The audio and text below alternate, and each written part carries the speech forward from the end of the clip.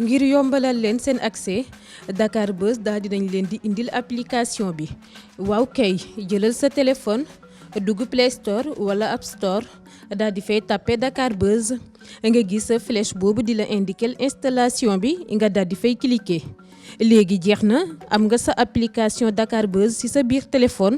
saa soo fa duggee rek mën na am bépp xibaar boo soxla moo xam diine tàggat yaram fait divers people politique wala société ak i tamit ay entretien yu mucc ayib. yow mu amagul application bi dawal gaaw jël sa téléphone télécharger sa application Dakar Buzz sur Play Store wala App Store. ñëpp ñi fi teew di leen gërëm aussi seen déplacement bi ku ne xam na ni yombul waaye ñëpp seen liggéey lañ nekk peut-être sax moo tax ñu bëri déplacé wu ndaxte jafe na ci sax moment yi ñu toll nii mu xat lool programme yi bëri lool am na sax peut-être ñu woowoon waaye peut-être ñëpp mun ñoo ñëw waaye vraiment def ngeen seen kéemtalaay kattan ak seen jot déplacé wu ñu ma leen ci remercier donc di gërëm aussi ñii nga xamante ni ñoo may accompagner tout le temps. Suma père Guissé Pène moom wax na lépp donc Pendo aussi ku ne xam na ni fu ma nekk mu ngi à côté donc di gërëm aussi Tafa bi ak le grand manager ma yoro mu ngi toog xam mu ngi egg si léegi donc ma koy gërëm di leen nuyu yéen ñëpp naan leen vraiment li ñu tax a ñëw tey mën naa ni les 95% mu ngi jëm ci bon ki événement bi nga xam moom la ñu jub ak yooyu quoi peut-être nag mënut a ñàkk sa waaye sànq mu ngi wax ci côté yeneen questions yi waaye xam naa ne mënut a ñàkk ndax Pendo moom xam naa ñëpp a nga doon xaar aussi xam nga comme mag dañoo xaw a wuute tuuti xam nga tam lu si bari ñu ngi noonu ni si internet bi xam nga te xam na ni lépp aussi ay ruube la donc mais quand même ñu ngi leen di siyaar daal Pendo jëlal. asalaamaaleykum maa ngi leen di nuyu yéen ñëpp maa ngi nuyu ñëpp di nuyu grand Guissé Pène di nuyu Tafa di nuyu ñi fi nekk ñëpp di nuyu yéen ñëpp presse bi maa ngi leen di nuyu yéen wax ne leen nag tey dara taxuñoo jug lu dul le 7 incha allah du dëgg ngeen gunge ñu ci yéen presse bi yéen ay bind nit ñay gis sénégalais lambda yi yéen la ñuy déglu kon loo leen ñu mën a bindal doon lu rafet bu kenn teel a ñëw bindal ñu salle bu vide ndax fees na ba pare teel leen a ñëw yéen te bindal ñu lu baax rek maa ngi leen di xaar nag man dawuma dara wax dëgg yàlla. donc comme ngeen ko gisee. bon ok question bu njëkk bi mooy comme lan lañ fa nar a xaar ci spectacle wala loo xam ne peut-être ni que bariwul lu ñu koy def bon juste man tout le temps dañ may wax ni dama bëgg ay culture dama bëgg ak yooyu mënta ñàkk parce que li nga nekk mënuloo see ñàkk def surtout nag bu nekkee peut-être ni que askan wala xeet boo xamante ne bari na ci culture lu ñu ci def donc mënta ñàkk li may wax rek mooy liñ naan surprise doo ko wax mais quand même dinaa indi loo xamante ni peut-être yaakaaruñ ko woon ci programme bi le 7 incha allah rabbi ci côté spectacle wala ci côté entrée ak yu mel noonu mais loolu xam naa dama ko fay teg rek xam ba si jour bi incha allah peut-être di nga gis leneen loo xamante ni dina am différence par rapport ak li ñu doon gis donc beneen affaire bi nga wax aussi artiste d'habitude dañuy faral di wax ku ñu invité nga ni invité naa ñëpp damay wax aussi invité naa ñëpp mais mënta ñàkk nga am ñoo invité parce que boo seetloo lu ci ëpp dañ naan intéressé bi wala ki gën a nekk l'essentiel mooy ki xewle donc chaque année damay invité artiste sangam donc ñi ma invité artistes yu ñu xam la ki si njëkk mooy Baaba Maal ñeneen ñi nag duma leen cité waaye jot naa déggante ak ñoom parce que aussi mënuloo def événement nga woo Sénégal yëpp quoi mais boo seetloo ni su ma invité ñii daaw déwén ren dina am ñu ma ci dolli ak yooyu mënta ñàkk quoi mais quand même du ma mën a citer artistes yi ma invité yëpp mais quand même ki si njëkk Baaba Maal dina déplacé wu ñëw tout le temps parce que moom bisam la xam naa ne loolu dinaa ko def incha allah rabbi aussi su ma ko waxee fii donc je pense que du amati chance quoi comme spectacle la ñu wax ay surprise la ñu promettre nit ñi donc moom xam na man xam naa te donc leneen lay nekk incha allah est-ce que sax dinañu jouer loolu xam nga aussi yaa ngi naan est-ce que dinañ ko jouer mën nañu ko bañ a jouer mën nañu génn feneen donc lépp surprise la rek. waaw loolu surprise la dañ leen di xaar rek du dëgg dañuy ñaan yàlla rek comme li tonton Guissé wax léegi laay wax des fois ñuy tëj rideau ci nit du sakk. mais tam pour ñu xam ni du waxuma du grand théâtre kese sax mais boo demee Europe ñaata nga gis artiste bu jógee fii dem ba Bercy ñu tëj rideau yi wala ñu fay lamp yi loolu man fekkee naa ko kon public bi ak public bi nekk Europe peut-être duñu benn mais sénégalais ñoo war a bàyyi bu ñu leen joxee heure 20h wala 21h ñoom ñu bëgg a ñëw 22h wala 23h parce que artiste bi dafay fay lu cher donc nga teel a ñëw ñu teel a ñëw parce que xat-xatu dëkk bi tam da nga ko ci calculer waale embouteillage bi donc nit yi nga xam ne ñooy ñëw di seetaan artiste bi day neex artiste buy dugg si mu fekk la fa parce que booy dem soirée sax boo fekkee ñaari morceau yow demal ñibbi parce que dafa des yëpp neex dootul neex donc yéen la ñuy ñaan public bi nga xam ne ñoom ñooy ñëw ñu teel a ñëw boo teel a ñëw di nga fa fekk leneen parce que bu nit ñi teelee ñëw rek affaire bi dina gudd te nit ñi dinañ wax yépp lu ñu bëgg a wax donc si nit ñi la na make-up bi gaaw rosa bi gaaw defar bopp yi gaaw ngeen teel a ñëw rek boo ñëwee di ngeen fa fekk leneen ak leneen ndax man mën ngeen maa gis ci yeneen i facette foo leen xalaatul mën nañ faa génn parce que suñu yaay sax fu mu ne nii tubaarkàlla kenn musu ko gis mais di ngeen ko gis bu boobaa incha allah d'accord première question bi ban la avant juste ma Sorano ok tout le temps Sorano bon boobu répondre naa ko dinaa ko waxaat aussi que mu leer que mooy bi may dem Sorano dewuma woon pour mu fees wala ak yooyu quoi titre bi ma soxla woon mooy man ma bokk ci histoire Sorano bi nga xamante ni que ndaanaan yi nga xamante ni Père Guissé Péne jaar lim na ni jaar na fa toujours ma ne Sorano am na chance bu Grand Théâtre amul ndax ndaanaan yi fa jot a jaar tey lu su mel ne ñoom ay suñuy papa kii Ablaye Mbu papa Ndiaga Mbaye ak ñooñu ak ndaanaan yoo xam ne aussi ay international yaa ngi dégg ok ba ma demee kër di laajte renseignement bañ may wax ay Jackson 5 famille Michael Jackson expliqué yoo xamante ni que mosuma ko woon xalaat donc tey titre bi ma soxla woon mooy comme que Sorano bi ko fi Léopold Sédar Senghor defee ba tey donc am na chance ndaanaan yu mag yu kenn xamul woon tax man fekkee ma seen génération jaar nañ fa ma ne man pourquoi pas man ma bokk si ñuy jaar foofu ba ëllëg tey lu ñu def tey ci Sorano mbaal tey bu livre bi génnoon tey sama tur nekk ci biir xëy na chance boobu la Grand Théâtre amul loolu laa wax benn ñaareel chose bi ma ko defee yàlla dogal première année ñi defal ma Demba Guissé a réussi son pari à Sorano deuxième année ma defaat ko troisième année ma defaat ko ba quatrième tey ma bëgg ko defaat tey donc maa ngi koy wax toujours que nekkuma si tendance su fees naam feesul parce que man xam naa ni Sorano bii nii déjà bii jeex na donc werante wu ma ba xam dina fees ak dina fees damay léegi xool ci côté spectacle ak yu mel noonu quoi donc li ma fa yóbbu woon nag du parce que wax naa ko keroog nee naa tey déwén sax su ma neexee ma dem CICES wala sax ma dem Grand Théâtre mën na nekk su ma neexee tamit ma dem yëngu leen donc amatuma lu muy prouver biir Sorano pour que dama koy tëgg wala dama war a changer quoi maa ngi wax sax keroog benn site internet ma ne ko nag léegi nag xam nga pour léegi nag ñu bañ ma laaj boobu question xëy na déwén nag ma dem Grand Théâtre xam nga mais quand même du woon dara quoi dama doon xool ni rek bon foofu même sama côté fay bi may fay xëy na Sorano moo gën a oyof ci man lépp mu ngi ci ñi ngay wax nag comme ci xale yi sax peut-être ñenn ñi maa leen jiitu ci musique ak yooyu dépendrul foofu ndax nit nekk na fi ba am âge am ba retraité te musul jaar Sorano nit nekk na fi di soog a egg si tey salaamaaleykum mu dem Sorano donc yàlla mooy tëralee noonu ay mbir dégg mais dépendrul ci kii parce que mën nga am talent te fekk mënoo feesal sax yëngu leen mën nga ñàkk am talent sax nga feesal Sorano sax nga feesal sax esplanade bu Grand Théâtre dépendrul foofu mais man kam li ma fa yóbbuwoon titre bi la donc saa su ma fa demee mosuma am ak ñoom bor mosuma fa am benn problème donc lépp fay naa ko comme ni ko Père Guissé Péne waxee donc loolu moo tax ma fay delluwaat te nag li wolof di wax ni li nga jàppoon ba mel ni bu ko bàyyeeti moo tax bàyyiwuma ko bon dinaa seede loolu parce que man en 2010 bi ma demee représenté Sénégal saal yi ma doon joué ma nga doon def je pense 3000 ou 4000 personnes ok je pense que vidéo yi boo duggee tappe Demba Guissé à Bamako doo gis da nga gis ne nit ñoo xamante ne ñooñu tey ñooñu xajuñu Grand Théâtre dégg te pourtant mën naa ne majeure partie bi yëpp man maa ngi indi woon parce que nag xëy na Sénégal sax waaye Mali moom wax dëgg yàlla meloon naa fa noo xamante ni que loolu dafa doy waarul xëy na nag boobu temps en 2010 site internet yi bariwul donc trop ba ñu mën a bindal ay affaire demoon na sax ba ñu kaas ni pourquoi Demba Guissé ak concours bi mu def yëpp ak ñi mu jot a éliminé yëpp ci bi mu demee représenté Sénégal pourquoi gars yi fësaluñu woon loolu mais xëy na 2010 ak léegi je pense que def na 10 ans xëy na boobu site internet yu bari feeñu noonu waaye tey la ñu am chance tey ba site internet yu bari tey xëy na bu doon tey visible dina gën a génn quoi ok parce que beneen question bi mooy ok label xam nga label moom dépendrul foofu nit nekk na ci label sax te bu wootee fii nit ñi duñ ñëw yaa ngi dégg donc du ma décortiquer yu bëri ba yaa ngi dégg dépendre ci loolu bëri na fi artistes yoo xam mosuñu jaar ci label ah du ma citer artistes mais xam nga leen nekkuñ ci benn labelu kenn donc ñu ngi toj Sénégal donc dépendre loolu label nag c'est très important ci artiste ah moo xam label Sénégal moo xam label Angleterre wala États-Unis wala fu mu mën a nekk quoi mais quand même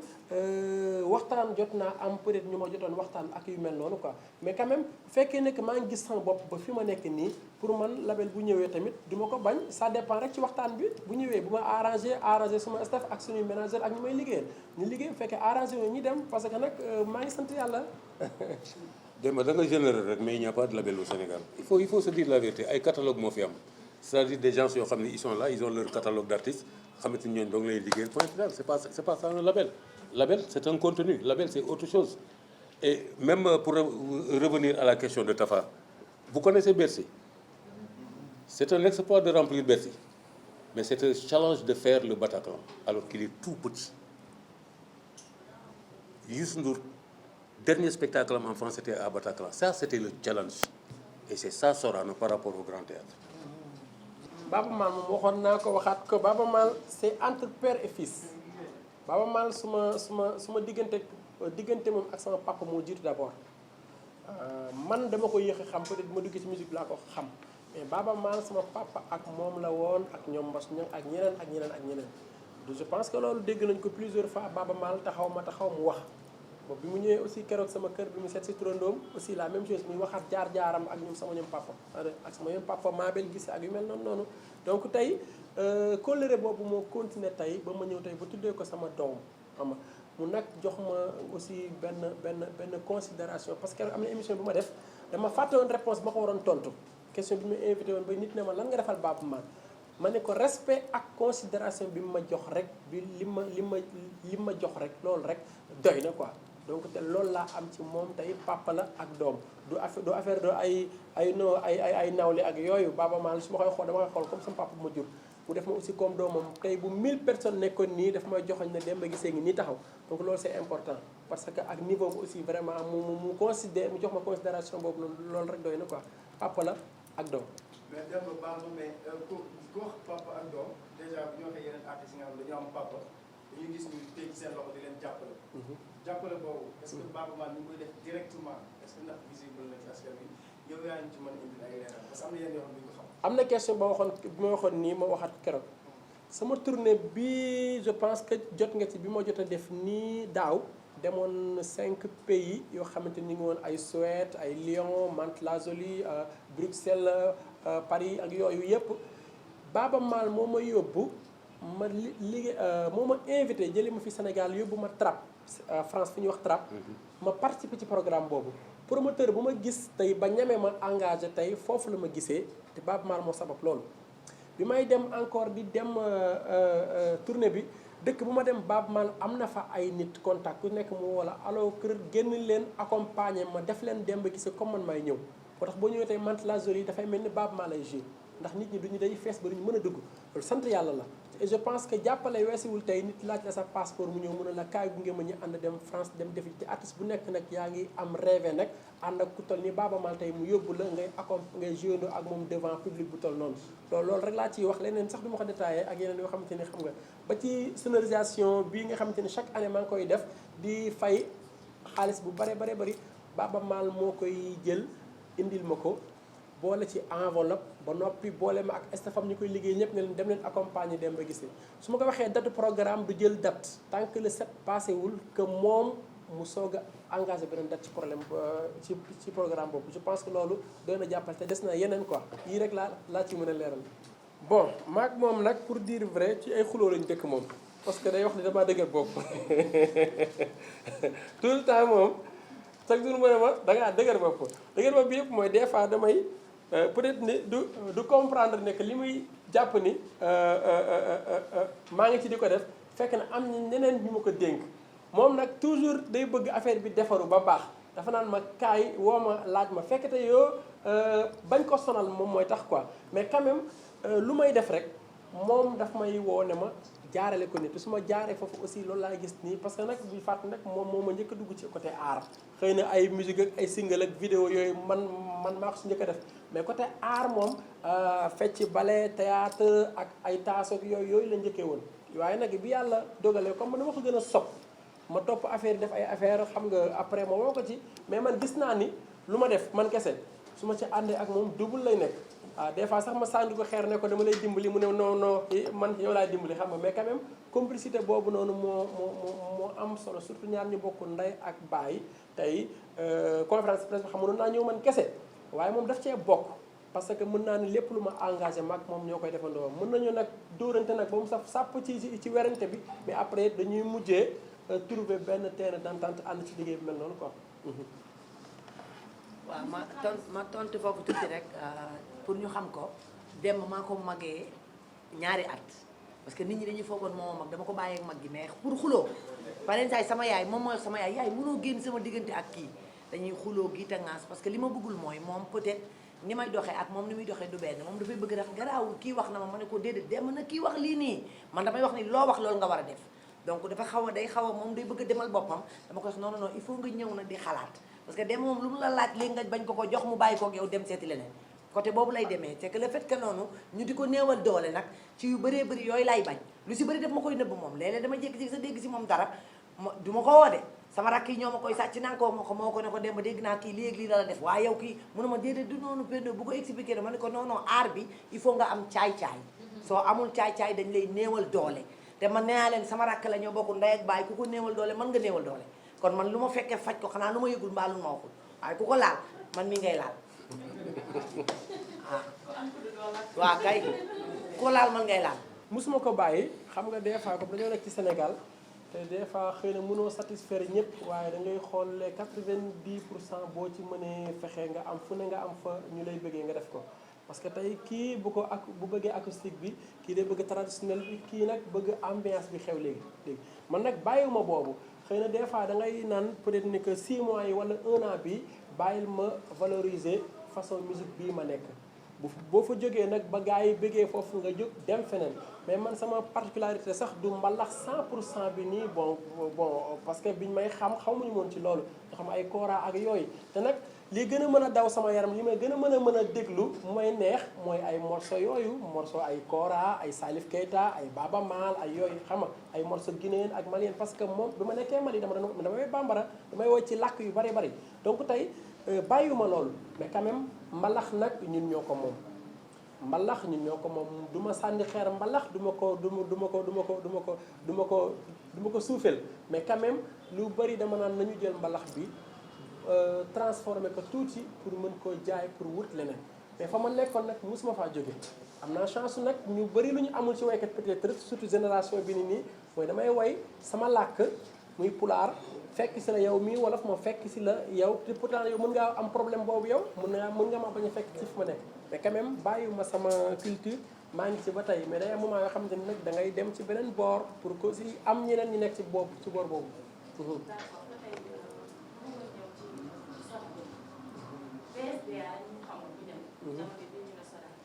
artistes yu bëri di leen ngañ par rapport ak seen doxalin ak ni ñuy tëralee ko xam sa impression tey boo doon joxe sa jàngat ci ñaari kër yooyu noonu ban jàngat nga si am bon jàngat man gis naa ñu ngi dégg naa nag kaas yeeg sànni xeer ak yooyu mais man nee naa moment bi coow li am ay mars ak yooyu man maa ngi woon France Sodav problème yooyu ñu naan ay musiciens yi génn nañu def nañu coalition ak yooyu fekk ma fi woon aw ma ci woon renseignement donc mënu ma ci woon dugg waaye dama ne tout le temps dama koy wax benn structure bu nekkee fii di jàppale les musiciens yi bu fekkee li muy def pour musiciens yi moo tax mais loolu daf ñu arrangé bu fekkoon da ko doon def nag musiciens yi gis ñu seen bopp laa nga ne am problème man aw ma benn problème ak Sodav wala BSDA bon dewuma fa ci seen réunion et tout yaa ngi dégg waaye dama ne ñu ma si jot a côtoyer te nga xamante ni ci la ñu nekk waxtaan nañ ci man gis naa ci sama njëriñ waaye nag BSDA chaque répartition damay dem ñi fay ma xaalis chaque année ou chaque 6 mois ou pas des fois maa koy bàyyi ba xaalis bi di gën a bari démb rek pëndam nga naan lu tax dama ko waa BSDA ñu ngi lay laajte xam nga ma ne ko ok dinaa dem parce que moom xëy na am na yeneen fa doon lijjanti mais man. man dañ ma fay. dañ ko fay ak jox nañ ma démb mos naa. mos na ok mos naa donc loolu la xam nga tey. démb mos naa man mos naa woo sama yaay jox ko li ci des ma bëgg cee saraxe mais mos naa démb. xam nga donc ok donc BSDA baax na fi. SODAV SODAV moo fi nekk mais non le problème du loolu xam nga man wax nee naa la bi mouvement wu SODAV bi di yëngu fii gars yi di kaas parce que man mën naa la wax limal benn par benn artistes yi defoon marche ñëpp yaa ngi dégg waaye man man ay affaire du ma yóbbu ay noo def ni du ma yóbbu dégg mais nag bi ma demee nag ba côtoyé ñi fa nekk xool yenn bagages yi gis naa ne wax dëgg yàlla arrangé nañu man Demba Guissé yaa ngi dégg waaye SODAV waaye ba tey BSDA mu ngi may fay donc kan kay waaye yow boo doon am benn BSDA SODAV ñëw nga am ñaar kay da ngay sant yàlla si ñaar yi. non léegi benn la. non ma ne. tur bee gën a yomb rek moo tax si liggéey bi ñu. non man de wax dëgg yàlla maa ngi gis sama bopp. ci non gis nañu suñu bopp ñu ngi ñuy fay. pour mu gàtt dee ba mos naa man jox nañ ma man ma amoo problème man naa mos ko tuuti rek. ok xam moo dafa encaissé moo tax mais am problème. ok léegi sax damay xaw a brosse fii léegi benn si wax parce que am na ku ma woowoon ne ma allo Demba Guissé waaw damay invité jeune talent yi bëggoon na seeti ma ne ko du ma jeune talent waaw ma ne ko du ma jeune talent da ngay dem xooli jeune talent nga invité leen dégg parce que pour man woowee ma sax jeune artiste en tant que jeune buy woy quoi mais quand même jeune talent moom peut-être mooy xale seen petit gàlle yi quoi peut-être ñuy jàng ay woy ay dégg ok non damay expliquer parce que aussi jeune talent man soo ma ko waxee man damay gis ni que da nga ma vexé quoi wax ma Demba Guissé en tant que artiste quoi xam nga parce que aussi mënu ma nekk nag boobu ba tey 15 ans si kii ba pare ko ma woowee ba tey jeune talent wax dëgg dafay xaw a doy waar xam nga mais quand même man aw ma problème ak ñëpp artistes yi ngay wax nii yëpp bon du ma wax sax tey rakk dama naan ñëpp samay xarit lañu parce que ñoo bokk aar bi aw ma ak kenn xaar ma yàlla man artiste fi ñu dajaloo man maa nekk seen comédien parce que man maa li daaneel ñoom ñëpp dafa am xam ne si tane dégg man ñëpp ku ma ci dugg sa kër bon dafay mel ni maa ngi yow ñu bokk ndey ak baay mais nag loolu ça n'a rien à voir ak am jot ak ñàkk a dem xëy na boo amee seetlu Assane Ndiaye bokk na ci artistes yi gën a lëlu du ñu dem fenn duñu dem yaa ngi dégg xam nga lu mu ci dégg du jàmm la ci gis man nag awma ak benn problème ku ma woo daal bu ma amee jot ma ñëw su ma amul jot nag xëy na ma bëgg ay nelaw rek nelaw waaye du dara 2018 la génn décembre 2018 pour ci gàttal rek j'ai fait 15 ans de carrière ci sama musique ma ni album bi may génnee bëgg naa mu egg ci 15 millions d'habitants yi Sénégal am muy ñaari 15 ma ni album bi may génnee mu war a nekk 15 mu war a dem ci 15 millions d'habitants yi war naa ko mën a def 15 titres donc bu jëlee 15 ans de carrière 15 millions d'habitants ak 15 titres moo tax mu tuddee ko 15e étage ok. d'accord question bi am na ku ma ko laaj benn grand buy ànd ak benn autorité mu ne ma bëgg nañ ñu jàpp ci trop waaye dañuy gis ni ñi ngeen tuddee dafa bari li ma ko tontu mooy. man ko grand lan nga bëggoon mu ne noonu nga tuddee woon kilifa bi ma àndal rek man ko xam ne ngay def léegi na fay saal bi jënd billet yëpp fay lépp li nga xam moom la ñu war a fay bu ko defee ñu tuddee ko moom kese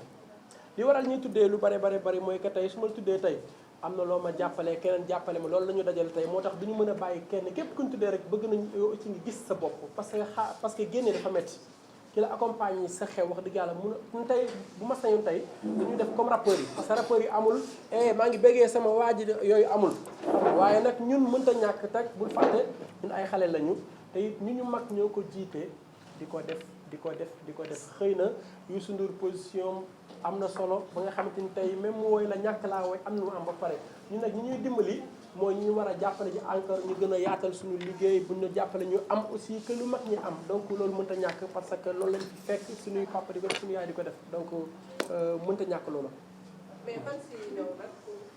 non fan si dañuy comprendre parce que xam nañ ni que keneen ku ñëwoon ci programme am foofu rek loolu dañ fa gisoon bu ñëwee tamit encore loolu ñuy gisaat parce que buñ sañoon tey ku def sa way da nga koy ba mu jeex doo ci way ma sàmbo doo ci way ma demb waaye nag ki lay may aussi mënuloo def dara lu dul aussi nga delloo ko njukkal ci loolu nga woy ko ci mu xam ne sax yow yëg nga ko ay dégg waaye nag ku sañoon mën ngaa woy sa woy ba mu jeex doo woy kenn parce que di woy dajale ay woy mën naa yàq sax peut-être li ñu soxla woon parce que mën naa woy Massamba yow xamuloo ko mais woy wa yàgg trop ba nga jóg dem mais quand même ñu comprendre nag te xam ne que ñun li ñu taxoon jóg mooy que ñëpp dajaloo ñëw ñu woyal leen waaye nag mun loo daje ñëpp pare ki la jàppale toog nii indi teraangam pour jàppale la même boo ko remercier wul nga woy ko tuuti mu gis ci boppam bu ëllëgee boo wootee mu jàppale war la parce que aussi nag bu fàttali ne foofu lañ toll léegi. sénégalais moo maytul muuma duñu may muuma loo xaritoo ak ñoom ngay woykat non da ngay tëgg bés na nga woo leen ñu jàkkaarloog yow loolooy dëgg léegi nag baatirekat yi ñoo yàq yow li nga laaj du loolu baatirekat yi nga yor 3500 def ko téeméer ñëw taxaw di joxe par benn pour woy ba gudd du dëgg mais nag ñàkk a woy li ñuy organiser dem ba amul kenn ku ne ci ginnaaw kenn jàppalewu ko amul labet amul dara amul benn fond bu ko jàppale moom mooy dajale ba am daraam dem Sorano ku ne xam na ne kenn du fa dugg di woy te yoroo dara léegi nag boo tuddeewul ay 5 personnes du dëgg sénégalais mayitul muuma tant que projecteur tàkkul du ñu ñëw looloo tax nag ngay bàkk ñu bëri ah dañoo xamante dëgg neexul. nee ko doom sax. ba pare moom topp ma sax moom bu ma toppoon barke Alaaji Maalik dina gën a nooy ci moom. non kenn nee ko teg ci nii sa xewu biir kër sax. waaw da ngay gis ndeyeel yi. man su ma feebaree damay am marraine njëkk lii man feebar dama koy tuddee ay nit su ma feebaree dara naqari ma tuddee ko nit woo ko ci sama statut laa koy dugal ni sama feebar bi nag maa ngi nii hôpital mais tuddee naa ko diw ak diw tuddee leen ko ñu dimbali ma ci saa si dañuy ñëw sénégalais maytul muuma te ñun ay ñeeño lañu ah déedéet dañuy wayaan de. c'est que maag moom dañoo xaw a wuute ñoo bokk ndey ak baay mais moom day dóoraale. wala maa ngi nettali benn affaire ma nettali leen benn dama ko mos a fekk mu toog néegam rek yor guitare muy woy ay woy yu sedd man ko dema te ngaa teg lii demul fii de tegal lii te mbalax ko mu dem billaahi gis nga fi nga ko teg nii billaahi doom ko lu dimbali démba dee ko mbalax yi ngay def ni nit ñi dégluwuñ la dañuy nelaw woyal mbalax na saf démba di retaan su ma ko def di ree loolu may leen ba ma ne sama papa kii nuruwul ak man damay dóor parce que loolu ñu fi tax a teg kat kenn mayetul muuma. mais macha allah c'est puis voilà très grand moment parce que macha allah li fi feeñ dafa bari donc tey gis ngeen complicité bi ñuy wax dëgg la parce que ni ñu mel seen kër loolu lañu wane fii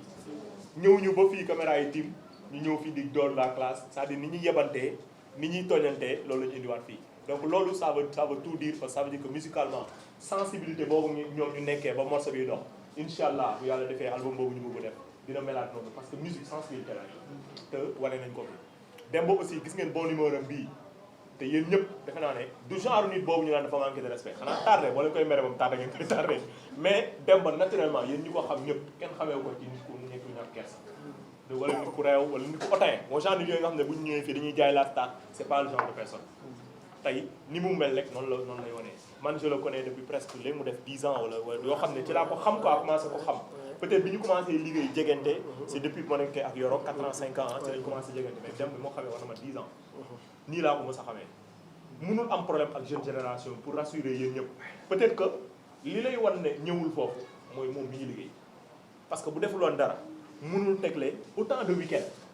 ay nit di jouer moom jouer wul nga demul nit boo buggee musique mënoo toog sa kër instant bi nit ñi di jouer surtout samedi c'est pas très évident surtout si jeune Yoro man moom laay liggéey loolu ci ñi ma gën a xam ci artiste ma laay liggéey Yoro du dem fenn c'est-à-dire bu jouer wul këram lay nekk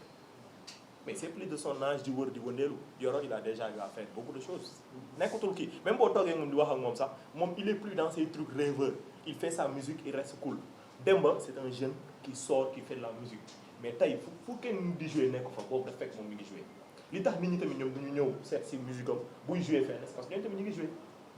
il faut juste qu'on comprenne que loolu la mais man musuma fekk fenn fu Demba mës a ñëw mu nekk ay événement surtout émission télé yi nga xam ne d'habitude c'est la artistes yi ëpp di tase Demba mooy amee animation yi booba ñu leen di wax rek bàyyi noppi leen waaye dañuy jouer donc c'est une personne qui est comme ça aujourd'hui je pense que spectacle bi dinañ ko gis parce que comme li mu leen wax la culture bu mu bokk il fait partie des cultures les plus riches en matière de spectacle donc spectacle boobu di ngeen ko amaat jour Sorano bi dinañ ci yokkaat ay surprise comme ni ma leen waxee surprise yoo xam ne mënuñu ko wax et c'est normal parce que am na yoo xam ne boo ko waxee ba pare ñu relayer ko nit ñi dañuy toog sax di ko xaar dootul am suspense boobu ñuy xaar mais j'espère juste que vous serez satisfait à la hauteur de suspense bi mu leen créel ci jour bi on remercie tout le monde di remercier le grand moom mi nga xam ne moom moo ñu moom moo ñu may opportunité ñu toog à sa place parce que moo fi waroon nekk mais moom dafa ñemee dénkaane mais grand dana yow yaay ñu toog donc merci à vous je pense que comme waxoon nañ question yi je pense que jeex na dem dafa généreux gis na mi ngi laaj ndax amatul kenn amatul question mais je pense que baax na quoi je pense que gars yi ils sont satisfaits on espère que la rencontre prochaine ce sera à Sorano. ngir yombalal leen seen accès Dakar Buzz daal dinañ leen di indil application bi waaw kay jëlal sa téléphone dugg Play Store wala App Store daal di fay tapé Dakar Buzz nga gis sa flèche boobu di la indiquer installation bi nga daal di fay cliquer. léegi jeex na am nga sa application Dakar Buzz ci sa biir téléphone saa soo fa duggee rek mën na am bépp xibaar boo soxla moo xam diine tàggat yaram fait divers people politique wala société ak it tamit ay entretien yu mucc ayib. yow mu amagul application bi dawal gaaw jël sa téléphone télécharger sa application Dakar Buzz sur Play Store wala App Store.